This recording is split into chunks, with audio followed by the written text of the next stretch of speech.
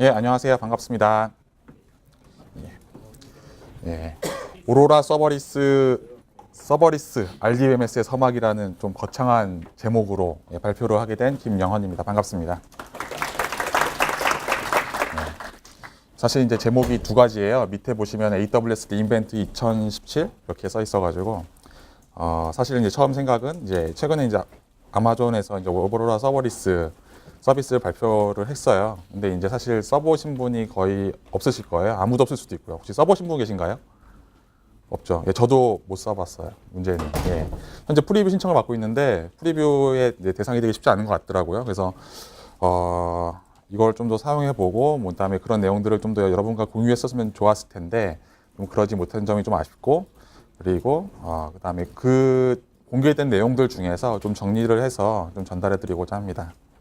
그리고 이제 그것뿐만 아니라 이제 리인벤트에서 같이 발표했던 다른 기능들이 있거든요. 예를 들면 멀티마스터라든가 아니면 패러럴 쿼리 프로세싱 그런 부분에 대해서 같이 한번 설명을 좀 드리겠습니다. 네, 발표 주제는 이렇습니다. 첫 번째로 이제 제가 이제 리인벤트 2017을 갔다 온 거 간단하게 이제 소개를 좀 드리고 그리고 이제 그 중에서 이제 오로라와 관련된 세 가지 두 가지는 어떻게 보면은 이제 새로운 기능들이고 한 가지는 또 새로운 서비스죠. 그래서 병렬 쿼리 처리, 두 번째로 멀티마스터 기능, 그 다음에 세 번째는 서버리스 이렇게 각각 진행을 하겠습니다. 여기 보시는 사진처럼 DJ가 앞에 서 있고 그 다음에 뒤에 앞에 있는 보이는 사람들은 이제 접수대예요. 한 20명 쭉 서 있어서 접수를 받고 있고 그다음에 이러한 곳이 한 세 군데 더 있는 그러니까 규모가 엄청나죠. 총 43,000명이 참석을 했다고 하고 뭐 세션만 해도 뭐 수백 개가 200개, 300개 정도가 이제 진행됐다고 하니 엄청 큰 규모였고 뭐 컨퍼런스 뭐 대단하겠어 했는데 갔는데 일단 규모에서 놀랐고 또 한 가지는 어떤 게 세션마다의 그런 것들 내용뿐만 아니라 그다음에 키노트에서의 어떤 쇼와 같은 큰 그 재미있었던 면이 참 있었습니다. 그래서 또 다른 사진은 AWS 여기는 이제 베네치안 호텔의 샌즈엑스포인가요? 그런 컨벤션 장소인데 거기에 커다란 AWS 로고가 붙어 있어가지고 웃고 있는 얼굴이라서 한번 찍어봤어요. 그래서 재밌게 잘 다녀왔고 또 다음 사진은 이제 왼쪽에 이제 이건 또 아리아 호텔 다른 호텔이에요. 에스컬레이터 타고 내려가고 있는데 저 앞에 이제 보시는 것처럼 왼쪽에 보시는 것처럼 수많은 사람들이 거의 한 수백 명 되는 것 같아요. 줄 서 있더라고요. 무슨 세션을 듣길래 저렇게 많이 서 있는 거야? 근데 키노트는 아니었거든요. 저게 무슨 줄였는지 아세요? 밥줄이에요, 밥줄. 점심 먹으려고 줄 서 있는 건데 정말 근데 100명, 200명 이상이 이제 한 곳에서 먹을 수 있게 준비될 정도로 엄청난 역시 이거는 이런 데 아니면 할 수 없겠구나. 그런 또 한 번 놀랐고요. 또 오른쪽에 이제 무엇보다 이 행사의 핵심적인 키노트 두 가지를 이렇게 스크린샷을 떠봤어요. 위에는 이제 앤디 제시 해서 이제 AWS CEO고요. 밑에는 아마존닷컴의 이제 CTO인 베르너 보겔이 이제 각각 다른 장소에서 이제 키노트를 했었죠. 좀 더 이제 여러분께 현장감 있는 느낌을 전해드리고자 동영상을 하나 준비했습니다.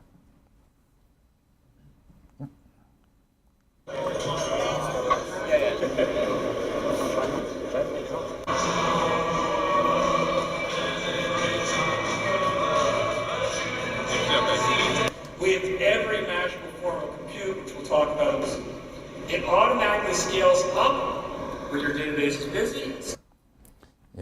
여러분 직접 이제 영상으로 키노트 영상을 보셨던 분도 계셨을 거고 그 다음에 이제 사진들 찍으신 거 많이 보셨던 분도 있을 거예요. 근데 사실 가만히 있는 영상에 뭐라고 할까 그런 장대한 그 다음에 커다란 그런 것들을 좀 보기는 쉽지 않으셨을 것 같아요. 근데 영상 직접 가보니까 정말 차이가 나더라고요.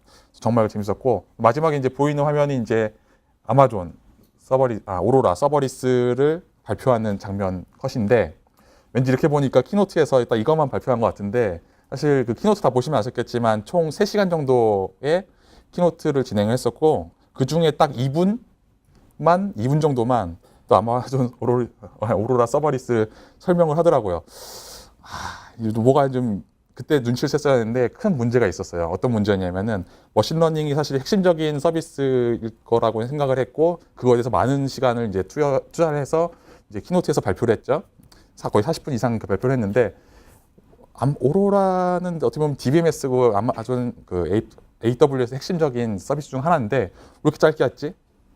예, 짧게 했지? 그게 그때 파악했어야 되는데 그걸 몰랐어요. 그래서 아이고 잠시만요.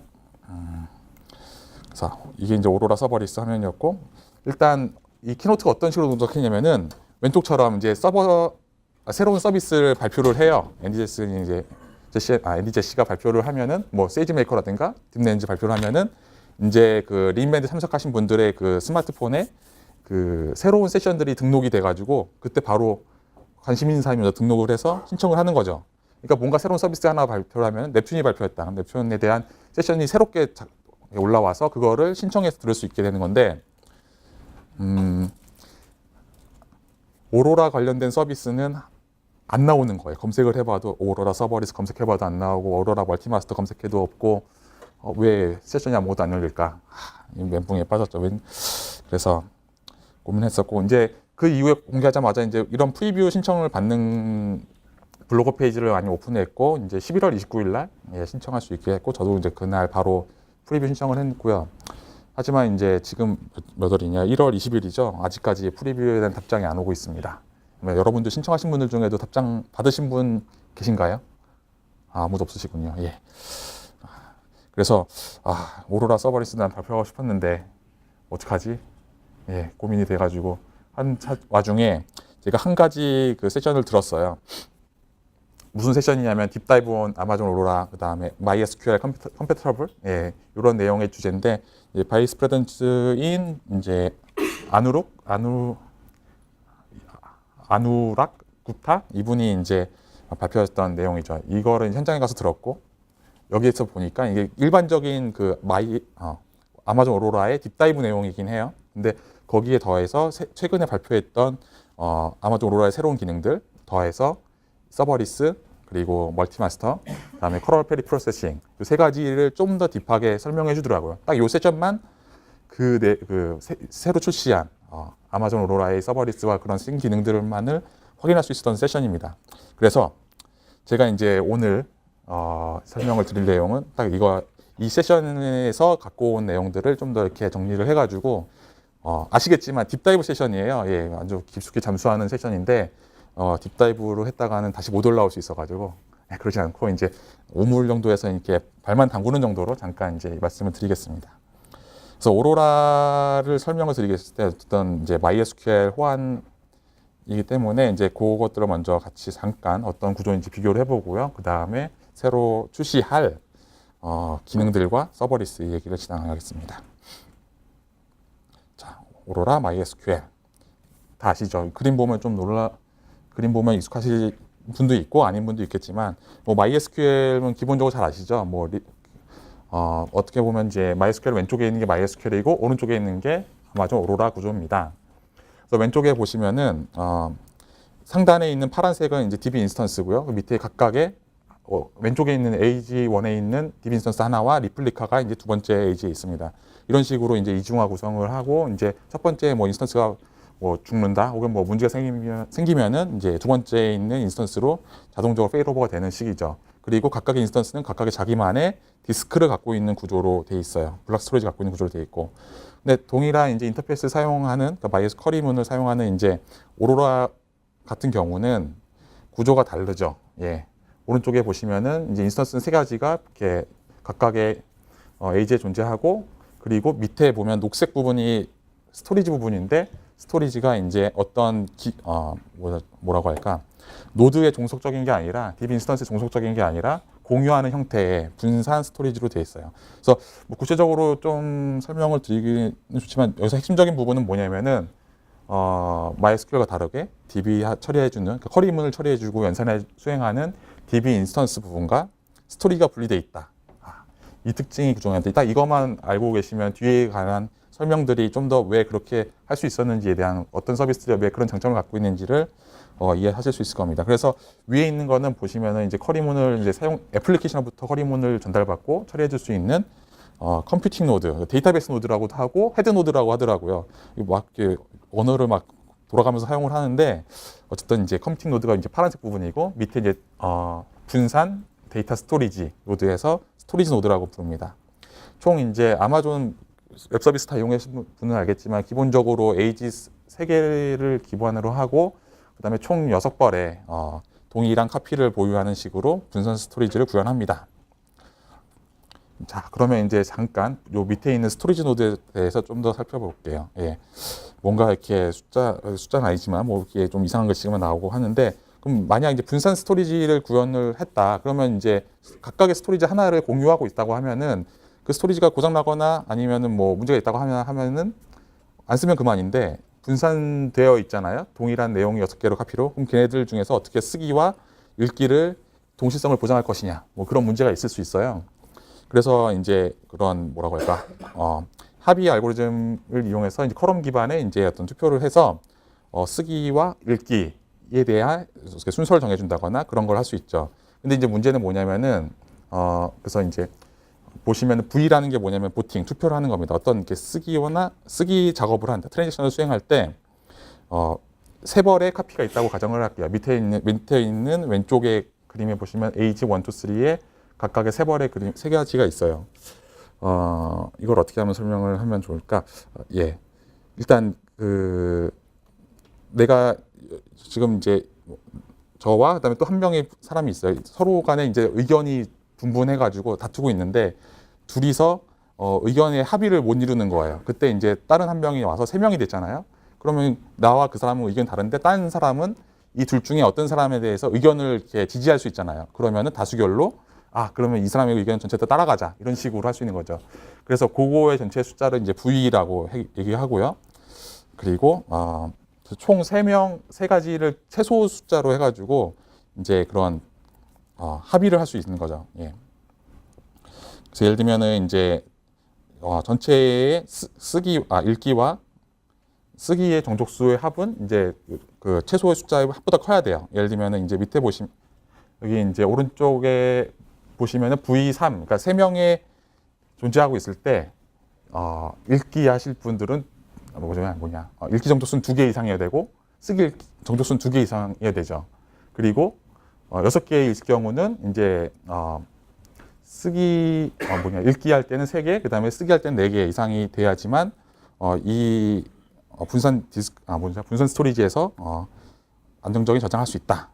그렇습니다. 그래서 좀 설명이 좀 매끄럽지 않은데 아무튼 이 정도 선으로 하고 다음으로 넘어가고 이제 분산 쿼리 프로세싱에 대해서 좀 얘기를 해보겠습니다. 기본적인 그 아이디어는 그거예요. 뭐냐면은 데이터베이스 처리해주는 엔진 부분과 스토리지가 분리되어 있다. 그리고 스토리지 분리된 엔진은 스토리지 노드는 결국에는 이제 분산 처리되어 있고 총 6벌의 카피가 되어 있고 그럼 걔네들이 각각 일을 어느 정도 나눠서 한 다음에 나눠서 한 일들을 통합해서 이제 데이터베이스에서 통합할 수 있다면 더 빨리 할 수 있지 않느냐. 이게 기본적인 아이디어에서 시작을 한 거죠. 예. 그래서 예를 들면은 어떻게 병렬화 처리할 수 있는 것들 있죠. 예. 뭐 조인, 해시 조인 같은 경우도 있고, 그다음 뭐라고 할까. 그리고 그런 부분들을 데이터베이스 노드에서 받은 다음에 걔네들을 쿼리를 분산화시켜서 그 역할들을 밑에 있는 스토리지 노드에 전달을 하고 걔네들은 각각의 분산된 것들을 각자의 롤마다 처리를 한 다음에 거기 나온 결과만을 데이터베이스 이제 노드에 전달을 해서 걔네들을 통합해서 전달하게 됩니다. 그래서 이제 위아래 데이터베이스 노드와 밑에 스토리지 노드를 어떻게 각각의 이제 구성되는지 살펴보면 뭐 이런 그림인데 일단은 먼저 헤드 노드, 그래서 데이터베이스의 인스턴스 부분이에요. 애플리케이션이 어떤 쿼리를 던지면은 그 안에 포함되어 있는 뭐 서브 쿼리라든가 그런 것들을 다 이제 오티마이제이션을 처리해서 조건절에 이제 프리티키 푸시다운 해서 이제 조건절로 가장 밀어넣고 걔네들 조건절의 내용들을 이제 각각 스토리지 노드로 분리한 다음에, 그러니까 여기서 말할 때는 컨텍스트라고 얘기하는데 컨텍스트별로 넣어서 각각 노드에 전달을 하죠. 노드에서 어떻게든 처리가 돼서 나올 거 아닙니까? 그 결과들을 이제 어그리게이터 쪽에서 수집을 한 다음에 이제 애플리케이션을 바로 전달해주는 뭐 그런 구조를 갖고 있습니다. 자, 그러면 스토리지 쪽에서는 어떻게 받느냐 하면은 스토리지 노드는 그 헤드 노드에서 전달해주는 그 컨텍스트를 바탕으로 자기가 처리해야 될 것들, 일단 페이지들 참조해가지고 그 결과들을 이제 다시 헤드 노드로 전달해주는 역할을 하죠. 총 16개를 쓸 수 있다고 합니다. 그래서 이제 디시전 서포트 벤치마크 중에서 이제 의사결정 벤치마크를 수행했을 때 뭐 이렇게 좀 이런 식의 24배, 18배, 5배 정도의 성능 향상이 있었다고 합니다. 예. 역시 컴퓨터링 자원 많이 사용하면은 좋은 거죠. 그래서 가장 위에 걸 보시면 24배 정도 성능이 빨랐던 건 뭐냐면은 이제 인덱스되지 않은 컬럼에 어떤 이제 그 특정 값에 대한 쿼리를 던지는 거, 포인트 쿼리를 던지는 경우가 가장 이제 성능이 좋았고, 뭐 그다음에 어그리게이션뿐만 아니라 조인하고 어그리게이션 해주는 어그리게이션 되어 있는 쿼리 쪽에 성능이 좋다고 볼 수 있습니다. 자, 다음으로 멀티마스터. 예, 멀티마스터고요. 이제 멀티마스터를 얘기해 보겠습니다. 이제 요거는 키노트에서 앤디제스가 이제 데이터베이스 쪽 관련된 내용을 설명하면서 처음에 보였던 내용이에요. 거기 아마 키노트 보셨던 분이 계실지 모르겠는데 오라클에 대해서 엄청나게 좀 이렇게 비난을 비판을 좀 했죠. 예, 그중 하나가 이제 뭐 오라클은 이제 사용자들을 락인시키고 이제 자유를 이렇게 자유롭게 넘어가지 않게 해주고, 그다음에 최근에 이제 클라우드 쪽에서의 비용을 엄청 라이센스가 바뀌어가지고 뭐 비용을 과금했다고 하는데 그런 것에 대해서 상당히 이제 비판을 했죠. 그리고 그다음에 이제 사용자들은 기존에 이제 이러한 그 뭐라고 할까요? 오라클 같은 쪽 시스템에서 오픈 소스화된 이제 그런 데이터베이스로 넘어가고 있다. 그러면서 이제 이 그림은 뭐냐면은 여기 옆에 보시는 이제 뭐 제이슨, 뭐 척키 뭐 이런 애들이 있는데 그 옆에 이제 오라클 회장님이 옆에 계시고 이 할머니한테 이제 아저씨가 물어보는 거죠. 지난밤에 너를 무섭게 했던 사람이 누구냐? 그럴 때 이제 저 할머니가 골랐던 사람은 다른 사람도 아니라 저분을 고르셨던, 예. 누구신지 아시죠, 다들? 그림 잘 보이시나요? 아, 모르시나요? 오라클 회장. 예, 그래서 이거 이렇게 공식적인 자리에서 저렇게 이렇게 이렇게 이래도 되나? 막 그렇게 싶기도 한데 엄청 과감하게 얘기하시더라고요. 그래서 경쟁사구나. 예, 그렇습니다. 그래서 오라클 멀티마스터 자체가 어떻게 보면은 이제 멀티마스터라는 기능은 이제 오라클의 어떤 전유물 뭐 그런 식으로 여러분들 많이 알고 계실 거예요. 그래서 이 발표를 하면서 자기네 뭐라고 할까? 아마존 오로라가 어떻게 보면은 이제 오라클 정도의 이제 그 사용자들의 퍼포먼스라든가 그런 것들을 해줄 수 있다라는 자신감 없이 저런 얘기를 할 수 있지 않았을까? 아니, 할 수는 없지 않았을까라는 생각이 들어가지고 좀 그런 생각이 들더라고요. 그래서 그게서 나왔던 게 멀티마스터고, 기존에 그러면 한번 비교를 해볼게요. 기존에 어떤 식으로 이제 이런 멀티마스터들이 구성이 되어 있을까? 기존의 데이터베이스들은 총 두 가지를 볼 수가 있는데 이제 왼쪽과 오른쪽 각각 나눠져 있어요. 왼쪽은 공유 디스크 방식의 멀티마스터 구성이에요. 좀 전에 말씀드린 것처럼 오라클의 RAC 같은 경우 오라클 구조가 이제 왼쪽의 방식이고, 이제 오른쪽은 디스크를 공유하지 않는 쉐어드 나싱 방식의 멀티마스터입니다. 서로 이제 장단점이 사실 좀 있어요. 그래서 뭐 예를 들면은 왼쪽에 보면은 공유 디스크의 방식은 뭐냐면은 모든 그 데이터베이스 노드에서 양쪽에 있는 파란색에서 애플리케이션이 읽기가 가능해요, 동시에. 그리고 이제 애플리케이션은 그렇기 때문에 구현하기 쉽겠죠. 근데 이제 한 가지 좀 그러면서 이제 신경 쓸 건 뭐냐면은 이제 그 캐시 중간에 있는 데이터베이스 캐시만 코헤런스만 신경 써주면 되고요. 근데 그거에 비해서 이제 그 스토리지 쪽을 공유하게 되니까 이제 네트워킹을 통해서 저 스토리지를 공유하게 되거든요. 그래서 스토리지 비용이 네트워킹에 대한 비용이 좀 비싸고, 그다음에 어떤 특정 그 블락들이 많이 사용될 수 있잖아요. 그래서 핫블락이라고 하는데 그것 때문에 거기에 대한 성능 저하가 발생할 수 있어요. 그런 이슈가 있다. 그래서 스케일링 하는데 이제 좀 한계가 있을 수도 있고요. 어떤 사용하는 특정 패턴에 따라서 그런 장단점이 있고요. 오른쪽에 보시는 쉐어드 나싱 방식, 디스크를 공유하지 않는 방식의 멀티마스터 방식은요.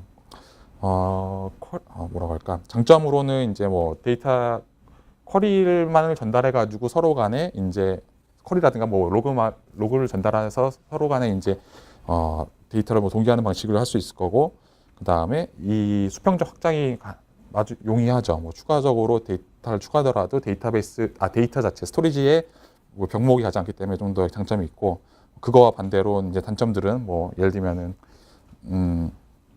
어떤 이제 스토리지 파티셔닝을 했다. 어떤 특정 테이블을 파티션을 해서 스토리지 두 개의 노드로 별도로 저장했는데 특정 파티션이 공유되는 부분에 이제 핫 파티션이 생겼다. 그러면은 걔네들을 다시 이제 리파티셔닝 해줘야 되는데 그런 거가 이제 데이터베이스 노드를 통해서 전달되고 다시 재구성되기 때문에 상당히 비용이 크다.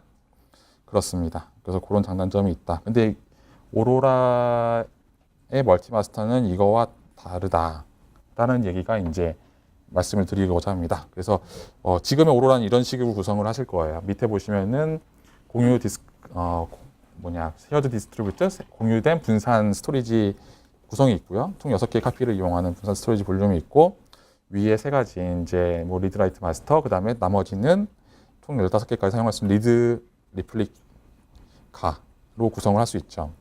근데 멀티마스터 뭐가 다르지? 뭐 다른 거 별로 없어요. 위에 라이트만 추가됐어요. 예. 라이트만 추가됐고, 사실 근데 리드는 문제가 아닌데 라이트가 사실 문제가 큰 문제고, 이거 자체가 어떤 식으로 이제 발생할 수 있는 문제가 있죠. 그래서 뭐 제프 바라고 하는 이제 에반젤리스트 분의 이제 글을 읽어보면은 거기에 이제 한 대 노드에서 뭐 최대 2만 개 정도까지 쓰기 가능하다고 해요. 노드 하나당.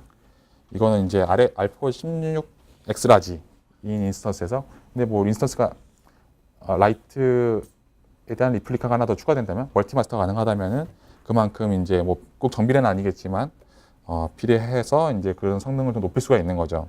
사실 이제 쓰기 성능이라든가 그런 부분에 한계가 있기 때문에 뭐라고 할까, 그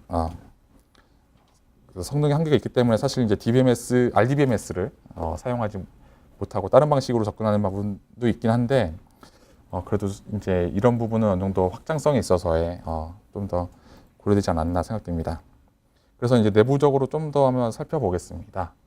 예를 들어서 이제 좀 영어가 또 많이 나오고 화면도 나오는데, 일단 파란색에 보이는 게 파란색 상단에 있는 네모 박스가 데이터베이스 노드고 하나, 그리고 오른쪽에 있는 오렌지 노드가 하나 있어요.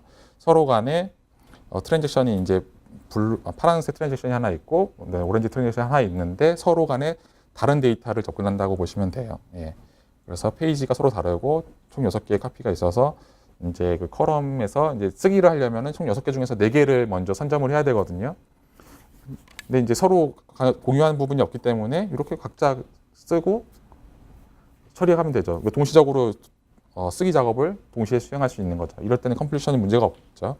근데 이제 어떤 문제가 발생할 수 있냐면은, 어떤 쿼리를 수행했는데, 쓰기 작업이나 업데이트 작업을 수행했는데, 그 쿼리가 이제 2가지 자원에 대해서 여기서 보시는 페이지 1, 2라는 것들을 동시에 쓰고 변경하려고 할 때 문제가 발생할 수 있습니다. 일반적으로 이제 이 문제 컴플리션을 해결해 주는 게 멀티마스터의 이제 상당히 특징적인 부분이라고 생각하죠. 그래서 이제 왼쪽에 파란색 마스터는 왼쪽 하단에 보시면 이제 파란색 BT P1이라고 하는 이제 데이터를 뭐 순차적으로 4개를 먼저 선점을 했어요. 그 다음에 오렌지 색깔의 하단에 있는 오렌지 색깔의 페이지 2, P1, P2인죠? P2, P1, P2. 잘못 썼네요. 여기. 예. 예, 잘못 썼네요. 예. 밑에 P1이고 P2인가? 맞나? 예. 근데 이제 이렇게 되는구나. 예. 먼저 파란색은 그 페이지 1, P1이라는 애의 컬럼 4개를 받아서 쓰기를 할 수 있어요. 그 다음에 P2에 있는 컬럼을 4개 받아서 쓰기를 해야 돼요. 근데 이미 그 P2라는 애는 오렌지가 잡아버렸단 말이에요. 그럼 서로 이제 교착 상태에 빠진 거예요. 예. 이 문제를 해결해야 되는 게 문제인데, 보통은 일반적으로 어떻게 하면 한쪽의 트랜잭션이 자기가 이제 롤백을 한다거나, 아니면은 이제 다른 사람한테 맡기는 거죠. 이 둘 중에 누가 롤백을 하거나 이제 죽어야 되느냐, 빅팀 트랜잭션을 골라야 되는 건데, 그런 걸 이제 리저널 마스터라는 애가 한다. 뭐 이런 식의 구조로 멀티마스터가 구성이 되어 있습니다. 다음으로 열심히 달라서 오로라 서버리스까지 왔습니다. 예. 오로라 서버리스 쪽이 이제 할 얘기가 많고, 뭐 이제 여기 잠깐 보여드리고 싶은데 좀 시간상 한번 보시면 되고요. 이런 거예요. 오로라 서버리스는 결국에는 이제 DBMS 중에 데이터베이스 매니지먼트 시스템 중에서 이제 이미 서버리스화된 그런 서비스들이 많이 있죠. 예를 들면은 뭐 다이나모DB라든가 뭐 MS 애주어 쪽에 코스모DB 이런 것들이 있는데, 사실 RDBMS 쪽에서는 처음인 것 같아요. 예, 뭐 클라우드 쪽에서 서비스 내는 건 처음인 것 같고 상당히 기대가 많아요. 근데 그것 중 이제 동작 방식이 어떤 거냐면은, DBMS가 어떻게 사용할 때보다 놀 때가 더 많지 않을까? 그리고 내가 예상했던 스택픽보다 적게 들어오는 것도 문제고 엄청 많이 들어오는 것도 문제고, 예. 적게 들어오는 건 비용이 많이 나와서 문제인 거고, 많이 들어올 때는 그 서비스를 담당 못했기 때문에 문제인 거죠. 그렇다면 이제 그 DBMS 성능 자체를 이제 뭐 이렇게 스케일을 조정해 주면 어떤 좋은 방법이지 않을까? 그거를 이제 해주는 게 오로라 서버리스의 강점이라고 합니다. 그래서 사용하지 않고 있을 때는 이제 DBMS의 그 데이터베이스 쪽그 파란색 부분이죠. 거기가 종료돼 원풀에 존재하고 있다가 사용자 요청이 애플리케이션의 요청이 들어오면은 원풀에서 걔네가 이제 서버가 되면서 데이터베이스의 쿼리를 처리해 줄 수 있는, 그리고 만약 요청이 더 늘어나서 좀 더 많은 퍼포먼스 필요하다 그러면은 좀 더 큰 성능의 인스턴스가 이제 교체돼서 동작을 하고요. 최소 한번 그 인스턴스가 동작이 되면은 1분 단위 1분을 최소 써야 되고, 그 다음에 초당, 그 이후에는 초당 과금이 된다. 이런 특징을 갖고 있습니다. 좀 더 살펴보면은 이거에 처음 데이터베이스를 만들 때 어떤 글에서 봤는데 정확히 맞는지 모르겠어요. 그래서 일단 넘겨보시면 될 수 있는데, 처음 일단 기존에 만들었던 오로라 데이터베이스를 서버리스트 바로 변경할 수 있다. 그렇게 얘기를 한 글도 봤었거든요. 그래서 그런 거 봤는데, 처음에 이제 데이터베이스를 만들 때 위에 상단에 보시면은 이제 애플리케이션은 이 접근할 수 있는 엔드포인트만을 생성을 해주고요. 밑에 실제 데이터베이스는 존재하지 않아요. 그리고 스토리지가 생성이 되고, 그 다음에 저 리퀘스트 라우터를 통해서 요청이 들어오면은 그걸 받아서 처리하는 거죠. 그렇게. 그리고 실제 처음 그 데이터베이스 오라 서버리스를 생성한 이후에 처음에 요청이 들어오면 약 3초에서 5초간 정도의 시간 안에 쿼리 응답이 가능하대요. 그리고 만약 성능이 이제 변화가 있게 되면은 1분에서 3초 안에 새로운 그 좀 더 큰, 혹은 좀 더 아니면 좀 사용량이 줄었다면 좀 더 작은 식의 인스턴스로 교체된다. 예, 그렇게 되죠. 그래서 이런 식으로 해서 이제 어떻게 보면 스케일링 되는 거는 애플리케이션 관점에서는 전혀 신경 쓰지 않아도 된다. 중간에 리퀘스트 라우터가 다 해결해주고, 그렇기 때문에 좀 더 좋지 않을까? 그런 부분이 있습니다. 그러면 어떤 데 사용을 할 수 있을까요? 그래서 그런 부분을 좀 더 정리해 봤는데, 이게 다 홈페이지에 나오는 내용이고, 뭐 잘 사용하지 않는, 그 다음에 새로운 애플리케이션을 런칭했을 때 처음에 DBMS 써볼 수 있죠. 뭐 게임 같은 거 개발을 했는데 잘 될지 모르겠어요. 근데 뭐 DBMS로만 그 백단을 개발할 리는 없겠지만, 한다고 하면은 만약 이제 사용자가 갑자기 폭증해서 DB에 부하가 많이 갔을 때 자동적으로 오토 스케일링 되면 상당히 좋겠죠. 또 하나는 이제 어떤 사용의 워크로드가 이제 가변적이거나 아니면 예상할 수 없을 때 이렇게 이용할 수 있을 것이고요. 그리고 또 한 가지는 뭐 배치 작업할 때, 뭐 밤에 배치를 돌린다거나 어떤 특정 시간에 배치를 돌린다거나 할 때 보통 이제 시간 단위로 그 기존의 오로라라든가 RDS를 실행시켜가지고 그 다음에 배치 작업을 돌리고 필요한 걸 끄거나 그런 식으로 동작을 할 텐데, 이런 부분이 좀 더 이제 좀 스케일링이 된다고 하면은 한번 DB 생성해 놓고 그냥 필요할 때만 그 명령만 던지고 사용한 만큼만 과금하는 식이면 상당히 좋을 수 있겠죠. 또 한 가지는 개발하고 테스트할 때 상당히 효과적일 것 같아요. 예. 개발이나 내가 테스트할 때 DB 연동해서 뭐 이렇게 통합 테스트하는 경우가 많이 있을 수 있어요. 근데 이제 다수의 개발자들이 뭐 공유해서 사용한다거나 할 때, DB를 공유한다고 할 때 뭐 항상 켜놔야 되잖아요. 사용하지 않지만. 그때 이제 필요할 때 실행해서 자동적으로 DB 껐다 켰다 할 필요 없이 실행해서 사용하면은 그때 과금되고, 사용하지 않으면 자동적으로 반환돼서 과금되지 않으니까 장점이죠. 그리고 작년 8월쯤에 DB 클로닝이라는 기능이 오로라 쪽에 추가가 됐대요. 그래서 뭐냐면 현재 이제 뭐 라이브로 서비스 제공해주는 데이터베이스의 자체를 또 하나의 데이터베이스로 바로 복제해주는, 예, 상당히 적은 로드로 복제해준다고 하는데, 그래서 같이 이제 뭐 서버리스 오로라와 이제 클로닝 같이 이용하면 현재 라이브 된 시스템에서 복제를 한 다음에 그거 갖고 테스팅을 돌리고 뭐 이렇게 잘 해볼 수 있지 않을까? 뭐 좀 그런 아이디어도 있습니다. 무엇보다 또 가격이 궁금하실 텐데, ACU라는 과금 체계를 도입을 했고요. 그래서 ACU는 딱 2GB의 메모리고 그걸 상응하는 CPU와 네트워킹을 얘기를 하고요. 사용자는 1에서 256까지 ACU를 이렇게 설정을 해가지고 최소값, 최대값 정해놓고 자동적으로 스케일링할 수 있다고 합니다. 예, 그래서 뭐 예를 들면은 뭐 내가 이제 아무리 비싼 돈이 없기 때문에 스케일링은 좋지만 좀 한계를 두고 싶다고 하면은 뭐 최소는 1, 그 다음에 최대는 10, 뭐 이런 식으로 바꿀 수 있을 것 같아요. 예.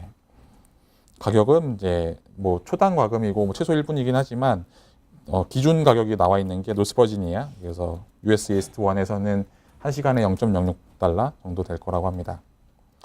일단 프리뷰 사용하지 못했는데 공개된 내용으로 좀 더 이렇게 대략 비교를 해봤어요. 기존의 오로라와 앞으로 오로라 서버리스 가격이 어느 정도 될 것이냐, 성능을 좀 알 수 없으니까 비교해본 내용이 이렇고요. 근데 지금 현재 알포 라지 같은 경우는 뭐 vCPU가 2개에 한 15기가 정도 메모리에 가격이 0.256 맞나요? 0.256? 예, 좀 5배 정도 되는 것 같아요.